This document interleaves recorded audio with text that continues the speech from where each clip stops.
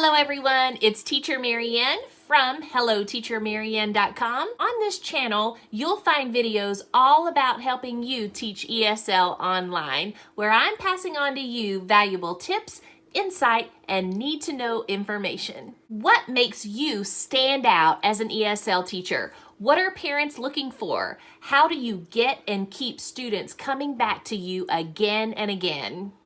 That's what this video series is all about. I'll be bringing you 7 videos highlighting 7 different ESL strategies that will help you shine as an ESL teacher and will have parents and students coming back for more. Before we go any further, I'm going to ask you to go ahead and please hit subscribe to this channel and also give this video a like if you find it helpful.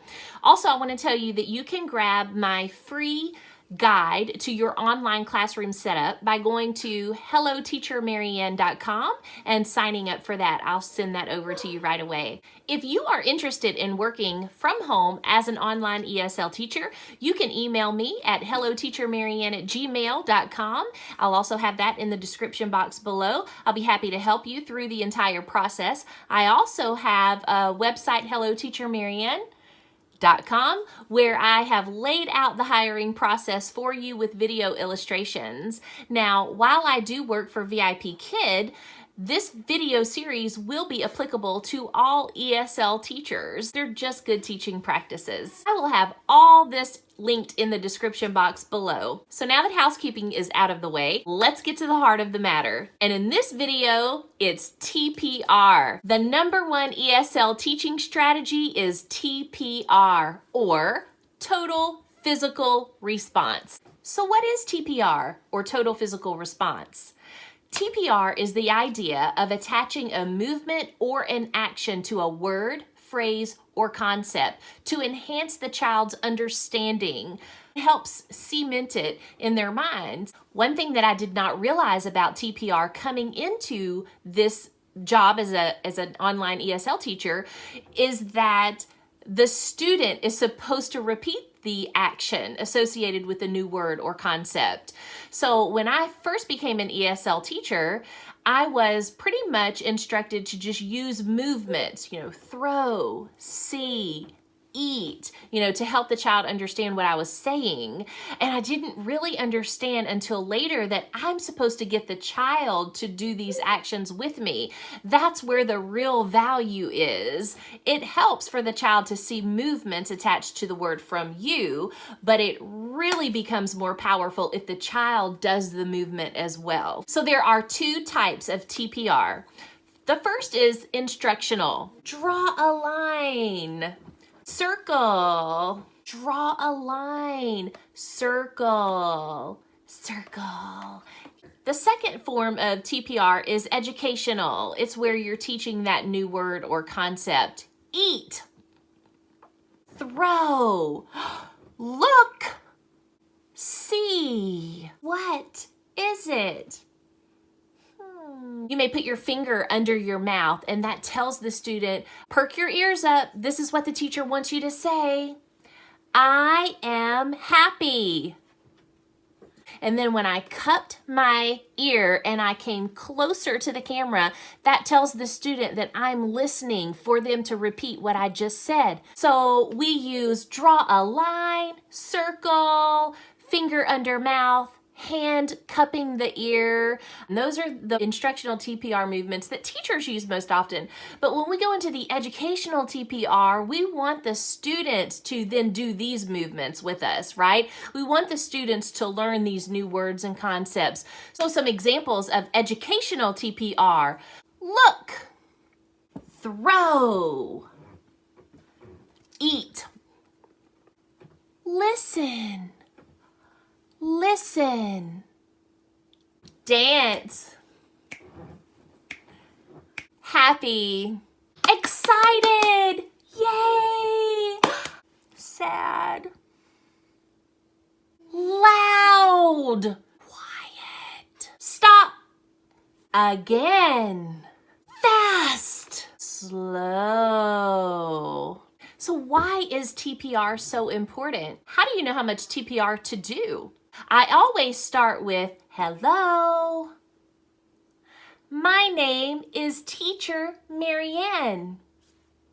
What's your name?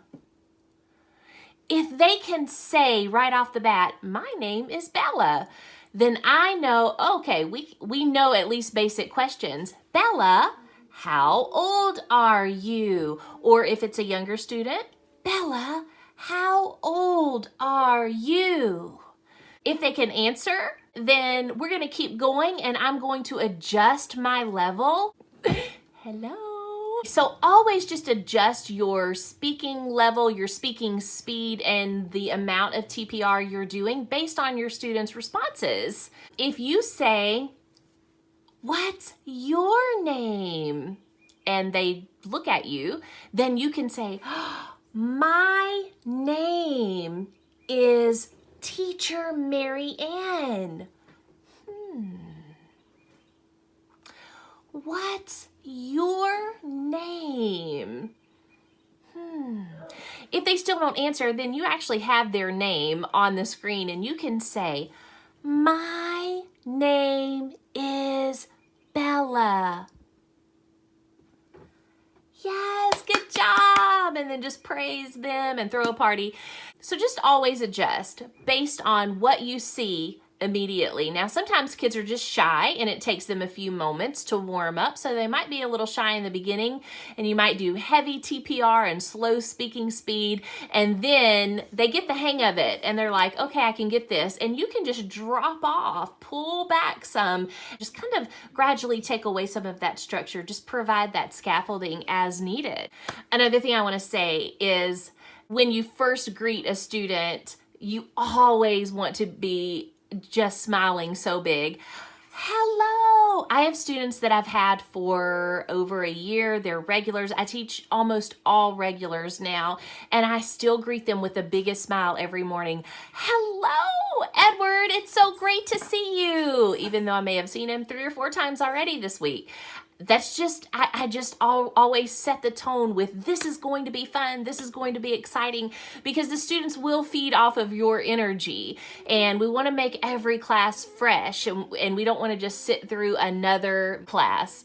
Anytime I'm wondering how much TPR should I throw at the student, I always just imagine I am in their position. And here is a Chinese person on the other side of the screen asking me what my name is in Chinese. If there is not some kind of movement attached to that, I am 1000% certain I will not have a clue what they're asking me. So I just always put myself in their shoes and I do not assume that they know what I'm going to ask them. As we get into the lesson, then I can pull away some structure little by little, and that's where you just you start with that heavy scaffolding and then you just pull away a little at a time until they're a little more independent, speaking a little more on their own. I mean, that is the goal, that they are speaking confidently and answering questions without a ton of support. But we don't get there overnight. Based on our level, for my level 1s and 2s, I provide heavy scaffolding, heavy support, heavy TPR, slow speaking, lots of props every lesson because of their level. But then they start getting into level 3, 4, 5, 6, and just about all of the that scaffolding has been taken away, and then we're really concentrating on more complex sentences and more and conversational skills at that point, which is really fun. So the last thing I want to cover with you is, when do you use TPR and when don't you use TPR? You always want to use TPR at the beginning of a lesson or at the beginning of a unit because this is new material. So always start with your TPR. Always for new words, new phrases, or new concepts. Anytime throughout any lesson when students struggle. When you see that there's a struggle to grasp what you're teaching, to grasp what the word means, they're not matching correctly, they cannot figure out what vocabulary word goes in the blank, and so forth, always bring in your TPR and then your props also. Check out my video setting up your online ESL classroom, because I have a whole section in there about what props to use, which ones are the most commonly used. If you're only going to have a few props, which ones should you get? Props and TPR kind of go hand in hand, so check out that video too. Okay, and then when don't you use TPR? You don't use TPR if the students already know the words, phrases, or concept. There's no need to. And then once students have retained the new TPR term, the student didn't know the term, but then you brought in TPR and maybe you've worked on it for a couple of lessons and the student is now comfortable with the term. They don't need the TPR every time. Maybe you only work on it for 2 or 3 times in that lesson, and then by the end of the lesson, the student's comfortable with it. You don't have to keep bringing in the TPR.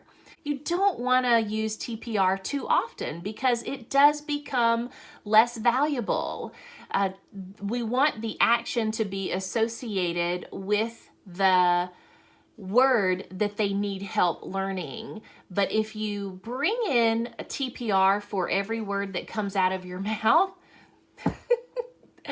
I'll be back. So you don't want to use TPR too often. And then lastly, you don't want to use TPR with too many words. So if you're targeting one vocabulary word, then typically that is the word you want to do TPR for. If you are asking a question, what do you like to eat? Then the next time I ask that question, what do you like to eat? So I've taken a little bit of the TPR away. And then maybe the 4th or 5th time I ask that question, it's, what do you like to eat? And then they can answer it. So my goal is to start taking the TPR away. That might happen throughout the course of a lesson, or it might happen over the course of several lessons. For instance, I might be asking the student, what do you like best? American food or Chinese food? I'm not trying to teach him the concept of American food or Chinese food. I'm trying to get him to understand that I want him to choose. So I might just say, what do you like the best? American food or Chinese food? Which one? And that works very well. Okay, everybody, so I hope this quick video on TPR was helpful. We talked about instructional TPR and educational TPR. Instructional TPR, most often the teacher ends up doing most of the movement, while the educational TPR, we like to get the student to repeat the movement with us that's attached to a new word, phrase, or concept to help them really learn those new ideas. But we don't want to do TPR for every single word in a sentence, and we don't want to do it forever, keeping the end goal in mind. Please let me know in the comments, what are your favorite TPR movements if you're an online ESL teacher? Remember, you can do this. It could change your life, and I'm your biggest cheerleader. Bye-bye.